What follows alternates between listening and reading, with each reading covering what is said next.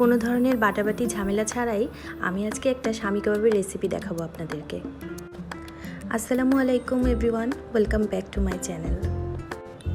আজকে আমি আপনাদেরকে তৈরি করে দেখাবো অসম্ভব মজাদার এবং খুবই সহজ ও ঘরোয়া রেসিপিতে একটি স্বামী কাবাব তৈরি করে দেখাবো।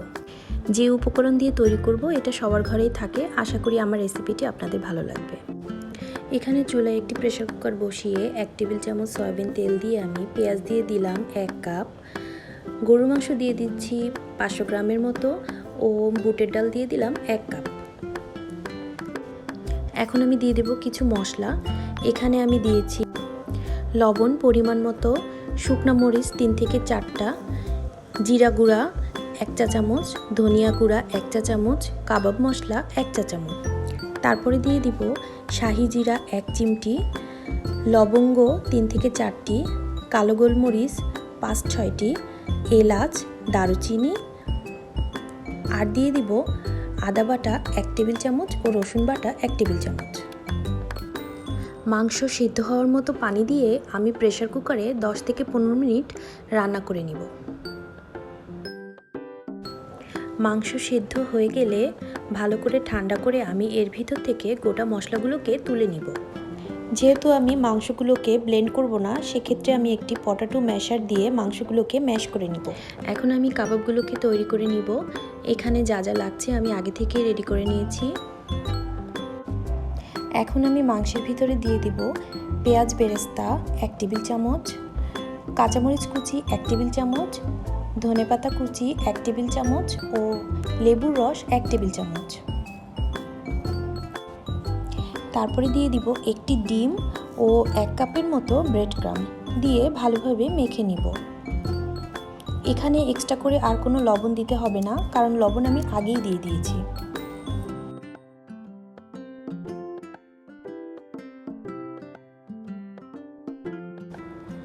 ভালো করে মেখে নেওয়া হয়ে গেলে আমি এখন কাবাব তৈরি করে নিব। নর্মালি অন্যান্য কাবাব যেভাবে তৈরি করা হয় আমি জাস্ট সেভাবেই একটু শেপ দিয়ে নিচ্ছি। কাবাব তৈরি করার সময় খেয়াল রাখবেন এরকম বল তৈরি করার সময় সাইডে যেন ফেটে না যায়। যদি বল তৈরি করার সময় সাইডে ফেটে যায় তাহলে বুঝতে হবে এখানে আরও একটি ডিম লাগবে। এটা একদম সফট থাকবে, কাবাবের সাইড ফাটবে না, তাহলেই কিন্তু ভাজার পরে কাবাবটি খেতে অনেক ভালো লাগবে। তা না হলে কাবাবগুলো কিন্তু অনেক টাইট হয়ে যাবে।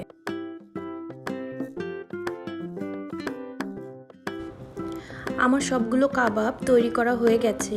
আমি এখন ডিমে চুবিয়ে ব্রেড ক্রামে গড়িয়ে কাবাবগুলোকে রেডি করে নিব।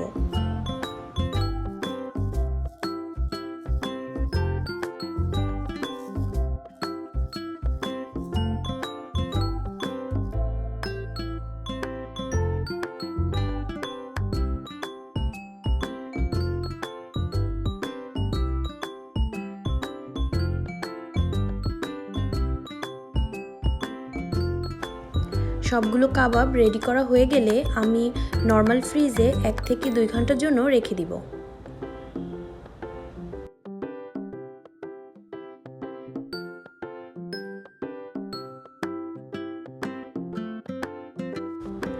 এক থেকে 2 ঘন্টা হয়ে গেছে। চলুন তাহলে কাবাবগুলোকে ভেজে ফেলি। প্রথমে চুলায় একটি ফ্রাই প্যানে পরিমাণ মতো তেল দিয়ে এক এক করে সবগুলো কাবাব ভেজে নিব। ভালোভাবে উল্টে পাল্টে কাবাবগুলোকে কিন্তু মাঝারি আঁচে ভেজে নিতে হবে। এদিকে কাবাবগুলো কিভাবে 1 থেকে 2 মাস ডিপ ফ্রিজে রেখে সংরক্ষণ করতে পারবেন সেটাও দেখিয়ে দিচ্ছি। আমি কিন্তু এভাবে বক্সের ভিতরে কাবাবগুলোকে রেখে 1 থেকে 2 মাস সংরক্ষণ করে রাখি। আপনারা কিন্তু চাইলে বাসায় এভাবে করতে পারেন।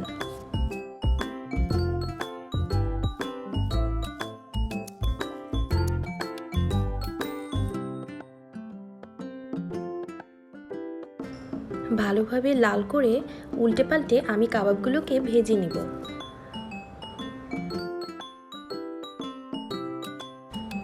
এক এক করে আমার সবগুলো কাবাব ভেজে নেওয়া হয়ে গেছে। আমি এখন তেল থেকে কাবাবগুলোকে তুলে নিব।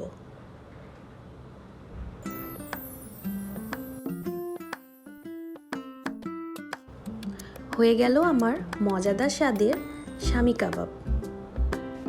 ঘরে থাকা সব উপকরণ দিয়ে আপনারা কিন্তু এই শামি কাবাবটি বাসায় তৈরি করে দেখতে পারেন। কাবাবগুলো কতটা সহজে তৈরি করা যায় তা তো আপনারা দেখেই নিয়েছেন। আশা করি আপনারা বাসায় তৈরি করবেন। একদমই ঘরোয়া উপকরণ দিয়ে খুবই সাধারণ একটি রেসিপি আমি খুব সহজভাবে করার চেষ্টা করেছি। আপনারা হুবহু রেসিপি ফলো করে করার চেষ্টা করবেন। এটা কিন্তু খেতে অসম্ভব মজাদার হয়। ইনশাল্লাহ আপনারা বাসায় তৈরি করে আমাকে কমেন্টস করে জানাবেন কেমন হয়েছে। আজ এই পর্যন্তই। সবাই ভালো থাকবেন, সুস্থ থাকবেন। রেসিপি ভালো লেগে থাকলে লাইক, কমেন্ট এবং সাবস্ক্রাইব করে পাশে থাকবেন। আল্লাহ হাফেজ।